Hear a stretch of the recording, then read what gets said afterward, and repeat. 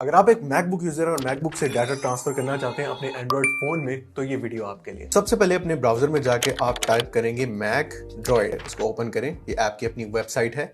Also ये Apple silicon जैसे M1, M2 और M3 चिप्स के लिए भी ऑप्टिमाइज्ड है। ओके, तो सबसे पहले आप सेटिंग्स में जाएंगे, नीचे जाकर सिस्टम में, उसके बाद डेवलपर ऑप्शंस एंड थोड़ा सा नीचे आकर USB डिबगिंग को ऑन कर देंगे एंड जस्ट हिट ओके।